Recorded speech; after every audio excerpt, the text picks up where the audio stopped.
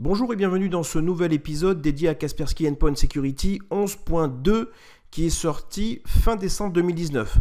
Pour vérifier cela, comme d'habitude, direction les paquets d'installation, puis consulter les versions actuelles. Un petit filtre sur le composant poste de travail et vous verrez en effet apparaître une version 11.2. Le point 2, pour rappel, voulant dire Service Pack 2. Parmi les nouveautés, une a retenu particulièrement mon attention.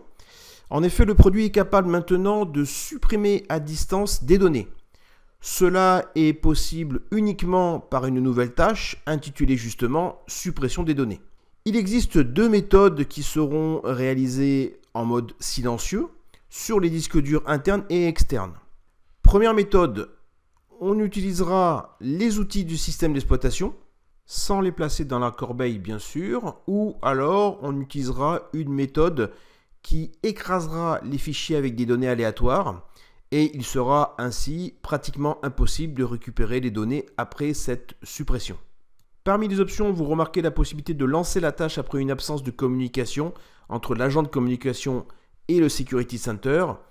Je vous invite bien sûr à la plus grande prudence quant à cette option, puisqu'elle pourrait se déclencher pendant les congés d'un utilisateur par exemple. Alors on va voir maintenant les actions qu'on peut faire au niveau de cette suppression. Pour cela, je vais utiliser un PC sous Windows 10 avec quelques fichiers comme vous pouvez le voir ici, Excel, PowerPoint et un fichier compressé.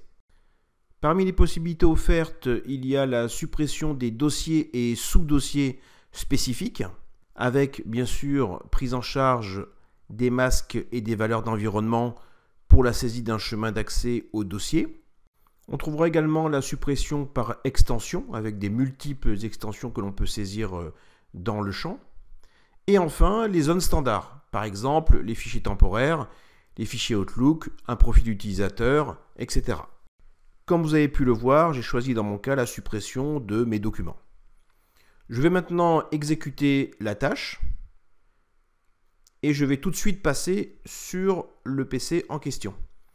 On n'a pas très longtemps à attendre pour constater la disparition totale de tous les fichiers qui sont dans le répertoire Mes documents. Bien sûr, on ne trouvera rien dans la corbeille. En conclusion, cette fonction peut servir dans deux cas, le vol d'un ordinateur portable et la suppression à distance des données de l'utilisateur, ou de l'optimisation, puisqu'on a vu qu'on pouvait supprimer des répertoires temporaires du navigateur ou du système d'exploitation. Merci d'avoir suivi cette vidéo, n'hésitez pas à vous abonner à la chaîne et à laisser des commentaires si besoin. A très bientôt pour un prochain épisode.